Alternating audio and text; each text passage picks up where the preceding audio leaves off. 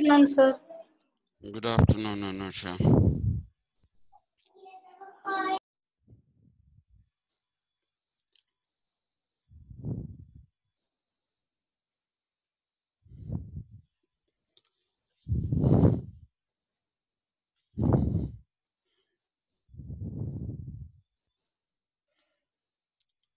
Anusha, were you there for the last class?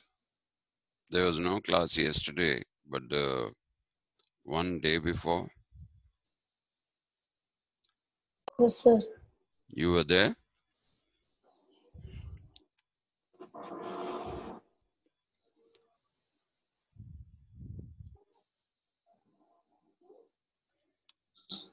Okay. Shall we start off? I don't know if anybody else will join. Yes.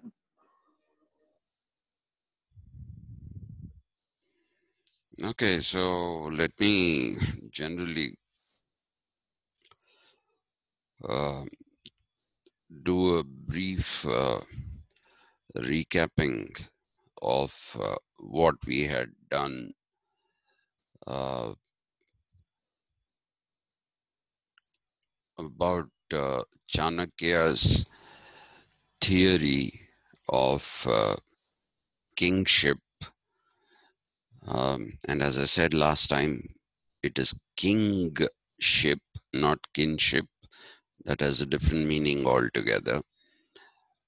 So he had a theory of kingship, and he believed that power was essential for a king in order to be able to rule properly. And so what he proposes, or rather what he talks about, is how the king, what kinds of powers can be available to the king and how he can build upon those powers. So he talks about three kinds of powers which I have talked about. The first one he calls Prabhu Shakti.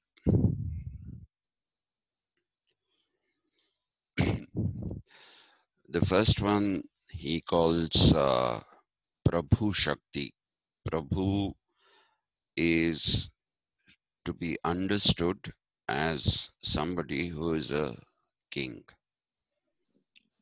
Okay, so that is the first one that he's talking about. And he says the consolidation, Prabhu Shakti is there for somebody who becomes a king, but it requires consolidation.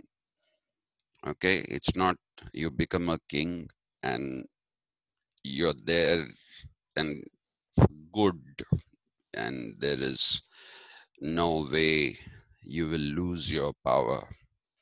He doesn't believe in that. He believes that power can be lost. So he believes in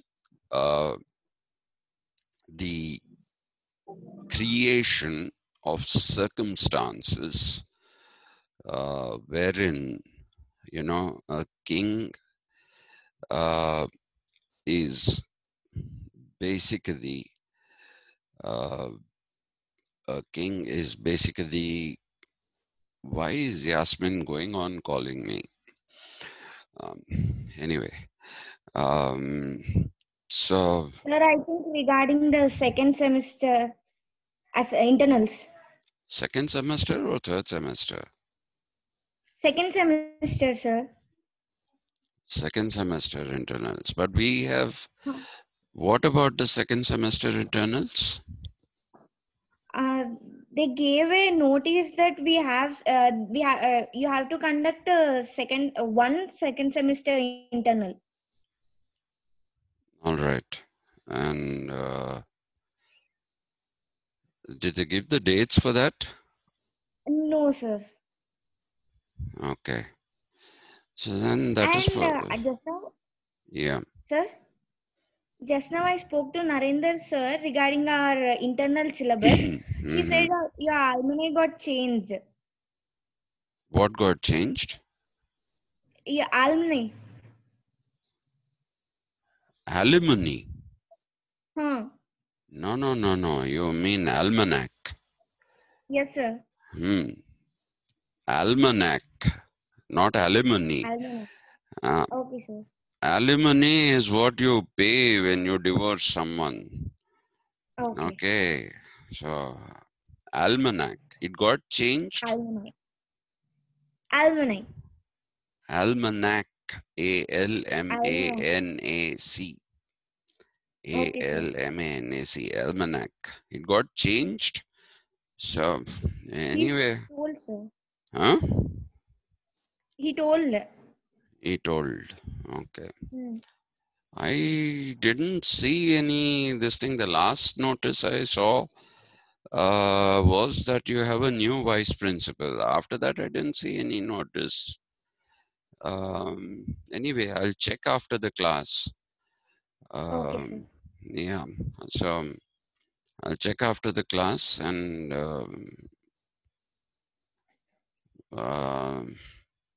or should I check it now? I don't know which way this works.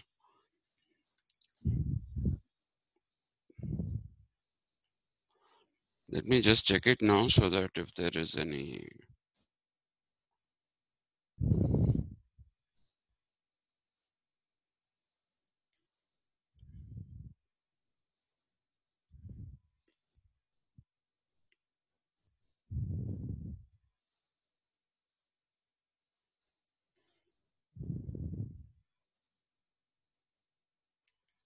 Well, there is no, on the faculty group, there is no indication either of a change of almanac or of a change of or any talk about the second semester internal. There isn't any post about it. Hmm.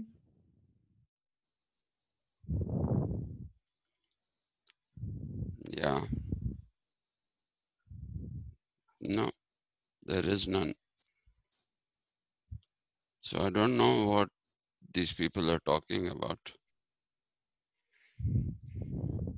Anyway, if there is any such thing, it is not everybody's duty to start taking decisions. It is the head of the department.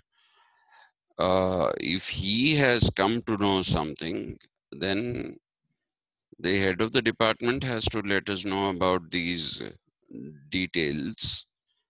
And he hasn't, neither has he posted any information, nor has he uh, called. So I okay. So let's not waste our time about this now. Today is what, 21st, 20th. Yes, sir. Okay. And your internal is on 23rd. Yes, sir. And Narendra Reddy has said it has changed. Yes, sir. To which? I called him to know about the syllabus for this internal. And what did he say? He said your almanac got changed. Did he tell you what the change is? No, sir. Now, if there is a change, then there should be information about the change also, no? See, Yes, if you, sir. He said he'll send it on our WhatsApp group. that's very funny. I don't know.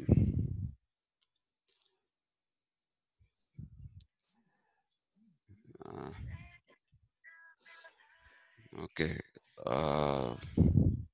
This is unfortunate. Actually, I'm not well, and you can possibly hear me sound, should I say, deeper than Amitabh Bachchan's voice I've got today. I don't know what I have. Probably coming down with something. Hopefully, it is not COVID.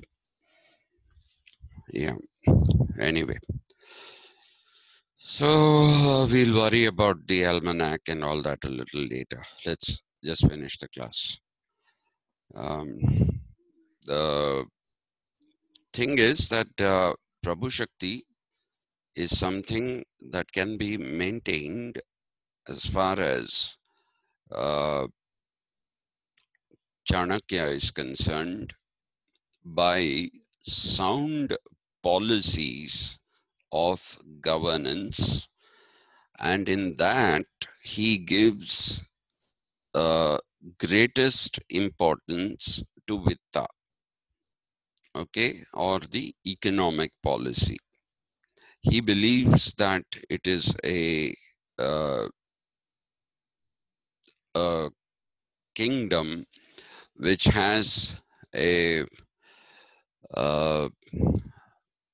what should I say, a robust economy, which actually will be a stable kingdom, because as long as there is good economy, then there won't be scarcity and there won't be any kind of uh, problems between people. So that is what he claims when he talks about Prabhu Shakti, and that it is derived from Vitta or economic policy mainly. But there are other policies as well. He will talk about how to maintain a loyal army and how the commander-in-chief of the armed forces is somebody who should be reporting to the king directly and informing him about what kind of law and order situation is prevalent within the kingdom. So that is Prabhu Shakti. And the next one that I had talked about was Manta Shakti. Manta is actually advice, okay, and advice at that time, and I told you Manta is also the base for the word mantri, which we use.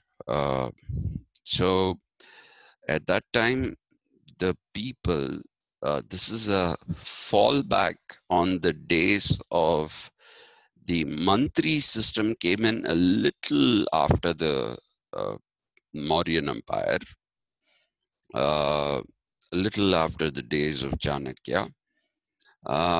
This is still a retention of the Amatyas that were there in the Janapada, who constituted the Samiti that we had talked about. So an Amatya is usually a well-read, well-known scholar who has a good understanding of statecraft, which includes diplomacy, and therefore he says one should heed the Amatya. Now, in many instances, there used to be only one Amatya for a king, but there, in equal number of instances, there was more than one Amatya or advisor to the king, and it was the belief that Kautilya or Chanakya had that you should have good Amatyas who are, specialists in certain fields of knowledge, and how that basically will be the way forward, the way to go as far as uh, taking advice, correct and wise advice. Actually, a good word rather than advice is counsel. Counsel, not CIL, counsel. Counsel, Counsel. That is a word that we should be using. That uh, sums up the duty of an amatya. He should be a wise counsel. And he wanted, Chanakya wanted good amatyas.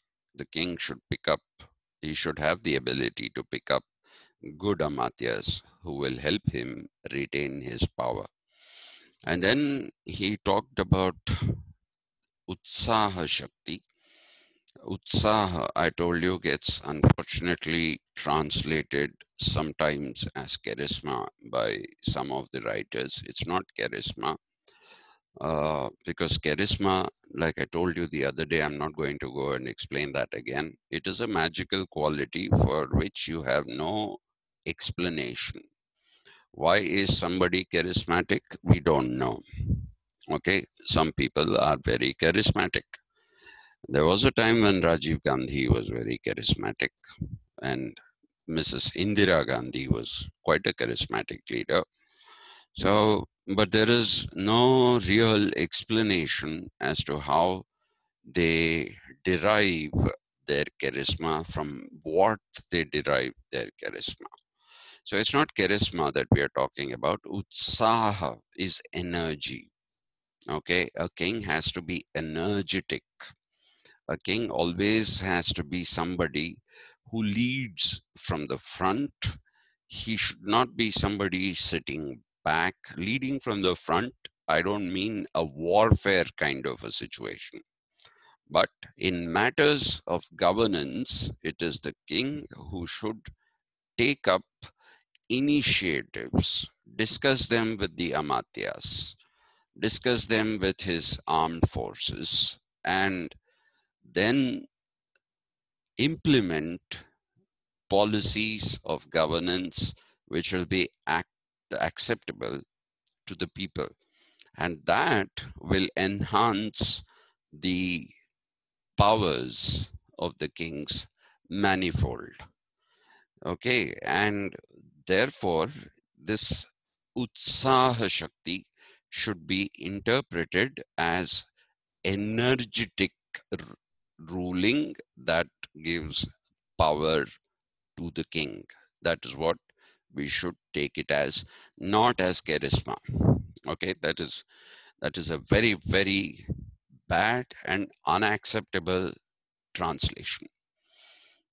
Now, he also prescribed duties which we ran through the other day because we were running out of time.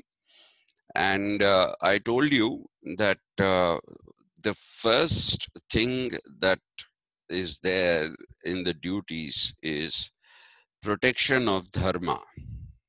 Okay. Now, this is a little bit of a gray area, disputable, because Chanakya did not always believe in the upholding of dharma. For him, it was more about craft. Okay, and craft is cunning, being a little cunning and knowing how to manipulate people. Okay, you should know how to manipulate people. So you say a person who's crafty or a person who's artful. Okay, so artful doesn't mean that somebody who's good at art. Okay, artful is somebody who is able to manipulate. Okay, an artless, ARTLESS, artless person is one who has no powers of manipulation, one who is pretty straightforward. Okay, one who's not very clever. Intelligent and clever are two different terms. You can be very intelligent but not be clever. You need not be very intelligent, but you can be extremely clever. Clever is more of a survival thing. Intelligence is not that. Okay? A fox is clever. It's not intelligent. It's not necessarily intelligent. But it is definitely clever because it knows how to survive. And you can say the same about packs of hyenas. They are very clever in stealing kills even made by lions. So you would say they are clever. So that is the kind of thing that he always supported, cleverness in the people, in the king. So what is this thing about upholding of dharma? This, I told you, is therefore a gray area. It could be a later interpolation, because this, if you uphold a dharma, then the upholding of the dharma will basically mean that you have to be straightforward.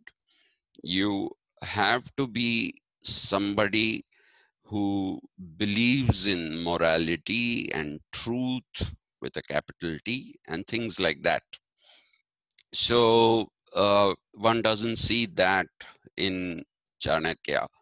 So this could possibly be a later interpolation into the text by someone else.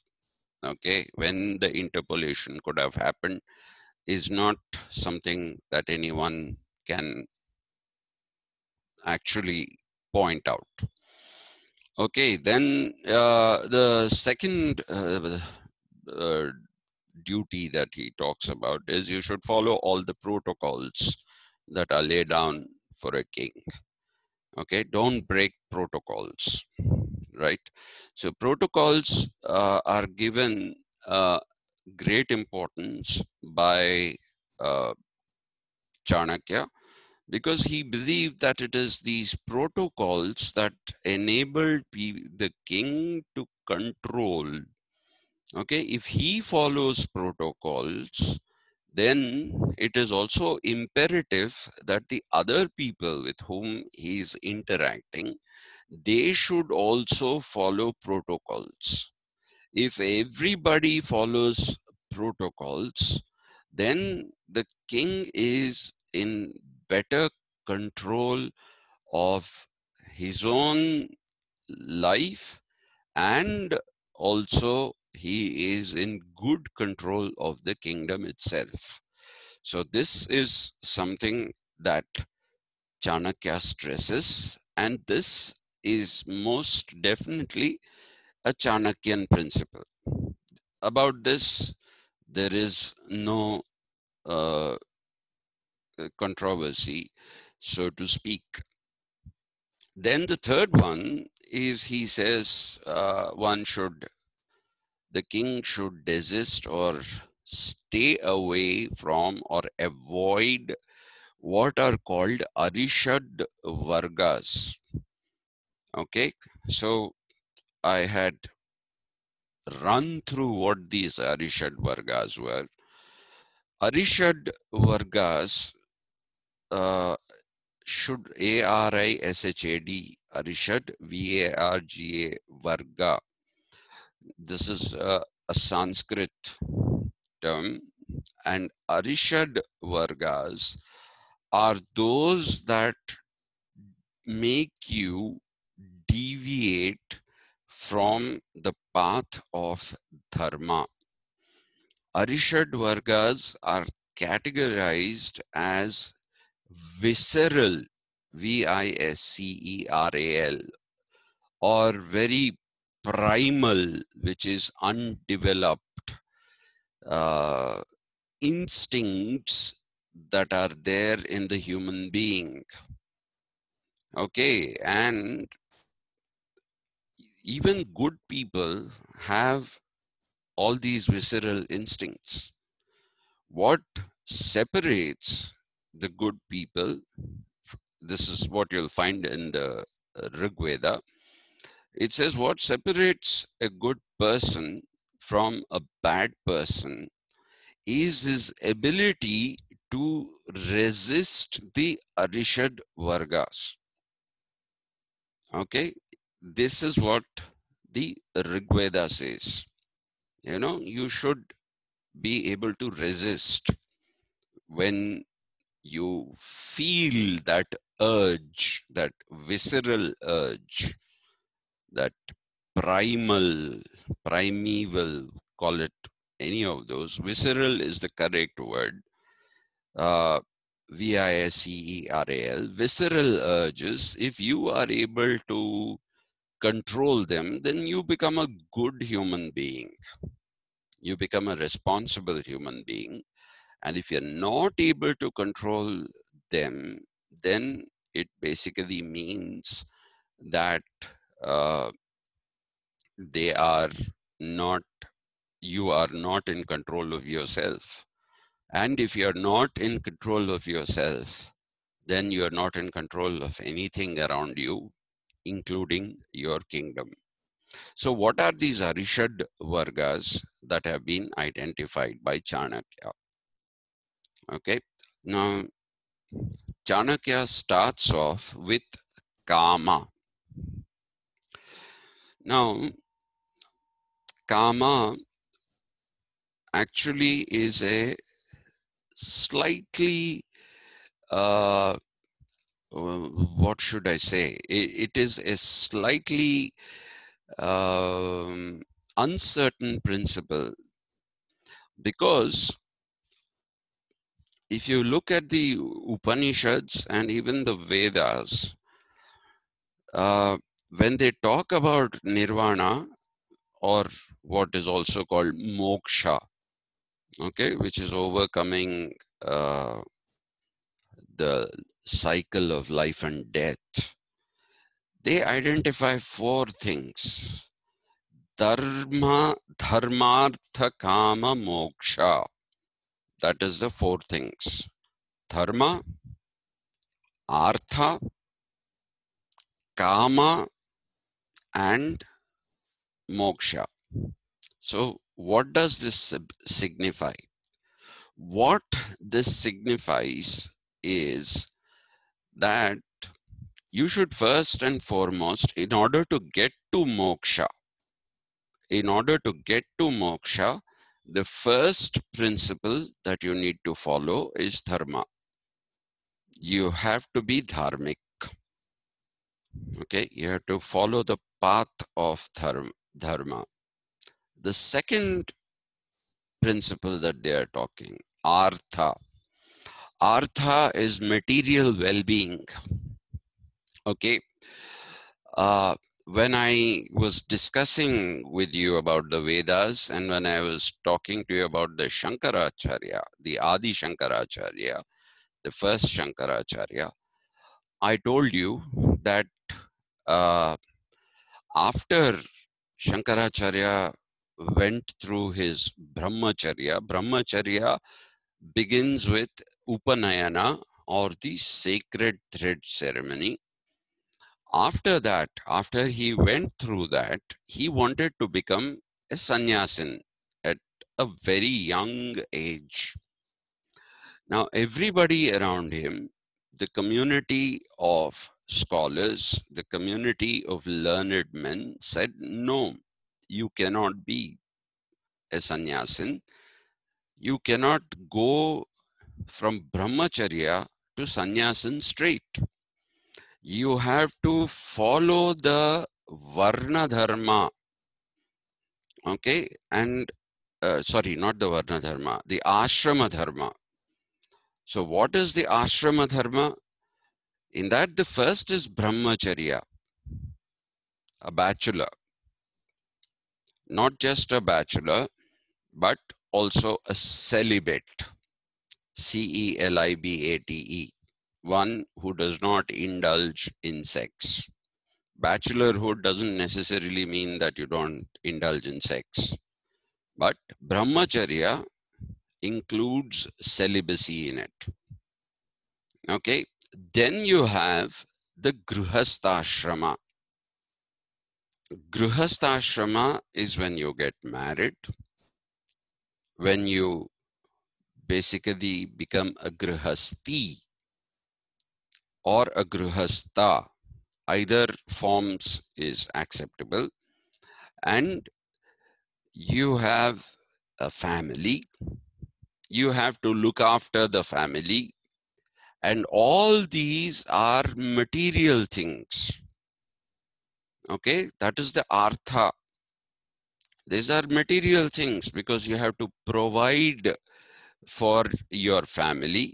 You have to ensure that they live comfortably, that they have access to education. Your children, they should be taught properly about what is dharma, what is not dharma, but they should also have access to what people call sukha. Sukha is some kind of physical happiness or material happiness, not physical, sorry. Material happiness is sukha. Okay. And you should provide them that, and you should yourself enjoy sukha or material happiness. So this is the Grihastha ashrama. In the Grihastha ashrama, you have kama.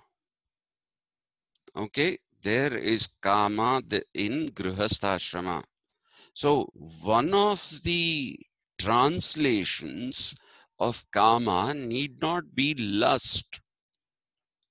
It need not be lust. It is over a period of time that when the word came into Hindi, that the meaning lust got applied to it more than love. Otherwise, kama can also mean love for the other, because it is Purusha and Prakriti. Purusha is the male, Prakriti is the female. The love between the Purusha and the Prakriti is that which is also described as Kama. So it is not necessary that you have to see this as an evil thing. Kama need not be seen as an evil thing. In fact, it is taken as one of the necessary things. You have to experience this. So it is a part of artha. The kama and artha, they go together. The theory here is that you have to experience all these things before you realize that these are temporal, they are not eternal. Okay, all these things, these material things that you seek, you have to realize that these are not permanent. They are ephemeral. Okay, they are there for some time, they are gone. And in more ways than one, if they give you a little bit of happiness, they also give you a lot of unhappiness, the following of these things. That realization is what will take you into Vanaprastha. Vanaprastha is the third stage of the ashrama dharma, where you will say, I am now giving up these material comforts, these material things. I'm no longer going to pursue them. Okay. And the day when you are able to, because detachment from these cannot be once, it's not like in one shot you'll say, I'm not attached to these things anymore. Okay, it will take time. So that is the Vanaprastha. So Vanaprastha is preparation for the Sannyasin. And Sannyasin is the total realization that real happiness is not in material life, but it is in spiritual pursuits. That is sannyasin. Okay. So dharmartha kama moksha basically will tell you that once you have experienced all these things, then only you are ready for moksha. You are not ready for moksha if you haven't gone through this. And that is why when Adi Shankara said he wants to become a sannyasin, the people said no. Then I told you the story. He went for a bath in the river and floated his white angavastram in the water and it turned saffron. So that was taken as divine intervention to say that this young boy could go straight from brahmacharya to sannyasin. He didn't have to go through the other ashramas, which is the grihastha ashrama and the vanaprastha. So he's an exception. And he also died very young. He died very young. He died in his 30s, 33, I think. Yeah. So you therefore have to remember that karma always didn't have a bad meaning, but by the time it has come to Chanakya, it is seen as a bad thing. It is seen as lust. So this is the first of the Arishad Vargas that he talks about. The second one I told you is Krodha. Krodha is being temperamental. It's not just being angry. Okay, Krodha is being temperamental, giving in to your mind, or sometimes you can use this other translation, which is tempestuous. Okay, which is when you are likely to get angry or happy or whatever at the slightest provocation. Okay, that becomes krodha, not just anger, but even temperamental behavior or tempestuous behavior is krodha. You have to be calm. You have to, because if you're governed by krodha, then the decisions that you take are not wise decisions. And therefore, he says the king should desist from krodha.